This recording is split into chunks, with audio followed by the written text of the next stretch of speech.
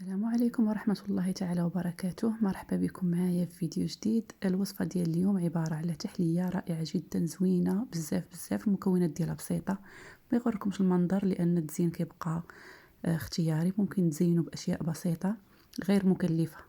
الاساس هو اللي عليه العمدة. غادي تقدروا تعتمدوها حتى في السحور ديال رمضان، لانها كتشبع وتشد معكم النهار كامل، وهي ماشي من النوع ديال التحليات اللي كيعطشوا. اولا تقدموها في العراضات ديال العشيه، او كيف ما درت انايا درتها لنهار العيد، قدمتها في الفطور ديال نهار العيد. تابعوا معايا الطريقه ديال التحضير. غادي نحتاجوا لجوج كيسان ديال العنبه ديال الكاوكاو بلدي. غادي نحمروه بقشورو، غيوصل لهاد المرحله ديال التحمار وغادي نحيدوه وغادي نخليوه بقشورو وغادي نطحنوه. طبعا الا ما تعلقش ليكم تقدروا تزيدوا فيه واحد 2 معالق حتى ل3 ديال الزيت، زيت المائده، حتى كيتعلق ويولي كريمي على الشكل اللي غادي تشوفوه معايا في الفيديو. دابا انا عندي تطحن ولكن بقى ليا شويه مغبر، غير غبره بودر، انايا بغيتو معلق فغندير ليه الزيت ونعاود نزيد نطحنه. كيولي على هذا الشكل هذا. المذاق ديالو كيجي زوين بزاف.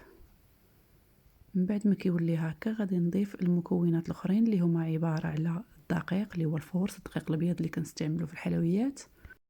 طبعا العبار ديما بالكاس ديال العنبه. هنا درت 2 كيسان ديال الفرينه، وغادي نضيف ايطرو ديال الماء، ماء عادي ديال الروبيني، ماشي ضروري دافي ولا بارد، غتاخدوه من الروبينه وتخدموا به نيشان صافي. وغادي نعاود نطحن الخليط مزيان.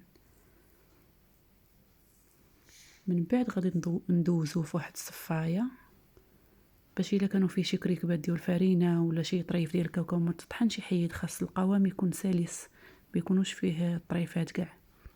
من بعد غادي نضيف عليه رشه ديال الملح، وغادي نضيف ليه، هذا اختياري، الا بغيتو تضيفوه ضيفوه، ما بغيتوش ما تضيفوش، ماشي ضروري في الوصفه، غير انا ضفتو. حك ديال الحليب المركز المحلى، تقدروا تستغناو عليه وتضيفوا فاني وصافي. طبعا الخليط كنبقى نحركو على نار متوسطه باش ما يلصقش ما يتحركش حتى كيبدا يعقاد.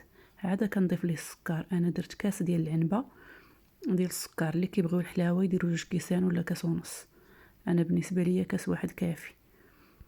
القوام ديالو كيكون على هذا الشكل هذا. طبعا قبل ما نضيفوا السكر ملي كيكون كيطيب، الا كانت الفرينه ديالتكم كتختر بزاف ولا فيها نشا ولقيتوه اختار بزاف وقصاح، فتقدروا تضيفوا من كاس حتى ل2 ديال الكاس ديال الماء ديال العنبه. من بعد ما نحيدوه على البوطه. طبعا خاصنا نديروه في الكيسان نحدو باقي سخون باش ما يجمدش، لان راه كيجمد بسرعه. غادي نوزع الطبقات على الكيسان وكنحاول نزعزعهم شويه باش ما يجيش هكا مقوبب من الفوق، يجي متساوي. وطبعا الكميه كتخرج بزاف، كتخرج ليا 12 ديال الكيسان من هذا النوع الكبير، يعني الا درتو الكيسان صغار غادي تخرج لكم كميه اكبر. هنا من بعد ما نشف كندير عليه الطبقه الثانيه، كتبقى اختياريه، اما غادي ديروا الفلون، اما ديروا كريم باتيسير، اللي متواجد عندكم اللي بغيتوه ديروه. انا مثلا الا بقى ليا الكريم شونتيي تا هو كنخدم به هكا من شي طورطه، تقدروا ديروا غير دانيت، تجيبوه تاخذوا معلقه ديال دانيت وتوزعوها من الفوق، يعني كيبقى اختياري حسب الموجود. صافي كنزلو تا هو بحال هكا بهذا الشكل، وكنعاود نحرك شويه الكيسان وكنبسط هذاك الخليط باش يوصل لجميع الجوانب، لانه تيكون شويه خاتر ما كيمشيش بسهوله. من بعد ما تكملوا هذه المرحله غطيوه ببلاستيك غذائي وخليوه في الثلاجه على قبل باش ما يشمش لكم هذيك الريحه اللي تكون ديال الماكله في الثلاجه، وتخليوه حتى يبرد على خاطره. عاد كدوزوا للمرحله ديال التزيين. كيف ما قلت لكم التزيين كيبقى اختياري، تقدروا مثلا ديروا غير شويه الكوك من الفوق، عندكم شويه كاوكاو مثلا خليتوه مهرمش ديروه من الفوق، فواكه طريه اللي عجبكم. تقدروا طبعا تخليوه غير بحال هكا بدون تزيين، غير هو التزيين كيعطيه واحد المنظر زوين، وكذلك كيعطي واحد القيمه غذائيه الا بغيتو تستعملوه للسحور.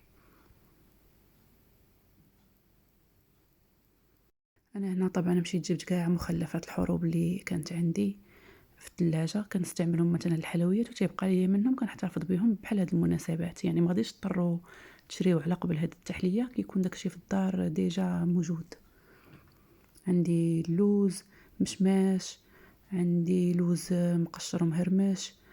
اللي بغيتو كاين الزبيب حتى هو تقدروا تستعملوه. عندي هاد القريعه كنت جبتها معايا من تركيا وبقات كتلاوح، غادي نستعملها هاد المره فيها خليط ديال الفواكه المجففه، هي كتكون شويه معسله، غادي نستعملها في التزيين. وهذا هو الشكل النهائي من بعد ما زينت الكيسان ديالي. غادي نحطهم في الثلاجه ونخليهم لوقت التقديم. نتمنى ان التحليه تكون عجباتكم. شكرا على المتابعه والى اللقاء في حلقه مقبله ان شاء الله.